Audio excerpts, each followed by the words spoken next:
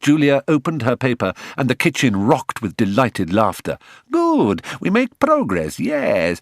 Now we come to Rupert. Rupert is most spiritual. He does not know this yet, but he is most spiritual person in room. He chooses, I think, a fireplace, which is for him a symbol of his heart, which burns greatly." "That is unbe-fucking-lievable! Rupert! Sorry, Mother, but how the hell—" "Now, as for India. India is also great beauty. India is wise. India is cleverer than all her brothers and sisters combined together." Oliver exchanged a look with his wife. She beamed, and he nodded back with a small smile. "So India, she would choose an object most deceiving, I think. What would be most deceiving, I must ask myself? Nothing. Nothing would be the most deceiving and wicked thing of all. Show me your paper, O deceiving and wicked person." Blushing, India unfolded a blank piece of paper to tremendous applause. "Finally, Senorita Maria. What shall we say she draws? Maria is a good woman. Maria is kind. Maria is holy. Maria will draw a chicken, I think, which is a holy creature of God like herself." Dropping her paper and crossing herself, Maria babbled in Spanish, to which Cotter replied in a fluent stream. She kissed him and fluttered from the room, giggling. "One more, please, one more." Cotter looked up at Oliver and smiled. "I'm afraid I have to have a few words with your father now," he said. "Business," he whispered to them privately, and gave a hollow groan. The children groaned back, and made him promise to visit again. "We'll go up here." Oliver led Simon upstairs. "We shan't be disturbed." "Tremendous place," Simon said, looking round approvingly. "It's my mother's, actually." "Ah." Oliver saw that Cotter was looking with interest at the stair lift.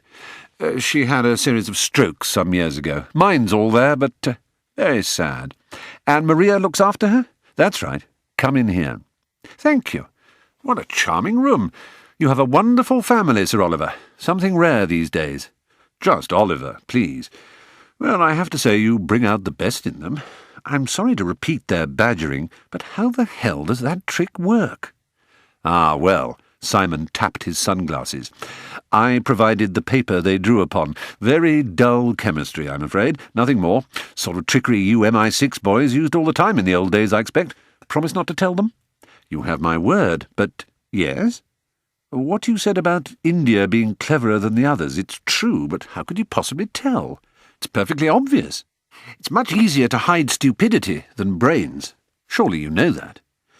"Well, you've certainly scored a hit. Please, sit down." "Thank you. You must be wondering why I'm here." Oliver, who had been biting his tongue with curiosity for the past 15 minutes, shrugged amiably. "It's a surprise, certainly. A pleasant one, I assure you. I'm afraid my ways of doing business are a little unorthodox, as you may know. New rules for a new industry." "Exactly. I'll be absolutely direct with you.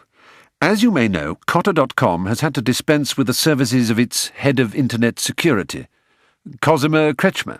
A grim affair. The woman is being treated by many as a kind of cyber hero, but as I have made clear, she acted entirely without the company's authority. I understand that Barson Garland's family is suing. I've satisfied their lawyer that all Cosima's research was undertaken on her own time, not the company's. The action is now solely against her. She's in hiding somewhere, Germany, they believe. I fear that Mrs. Garland will find it difficult to win so much as a penny from her. After all, it seems that the allegations were far from baseless. A sad business. I have to confess it was quite the most riveting evening's television I've ever experienced. You knew Parson Garland quite well, I believe." Oliver studied his fingers and picked a sliver of skin from under a nail. "Knew him? Yes, I knew him. I wouldn't say well, exactly.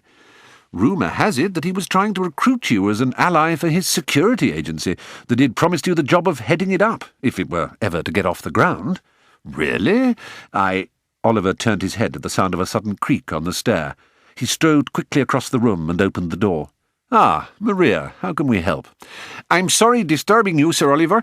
I was wondering if you or Signor Cotter like maybe some cup of coffee? Or some biscuits? I have baked yesterday some biscuits. I come in." Oliver stood uncomfortably by the fireplace while Maria cleared away piles of art books and magazines from the coffee table to make space for her tray. Cotter chattered away to her in Spanish, and she left the room simpering like a schoolgirl.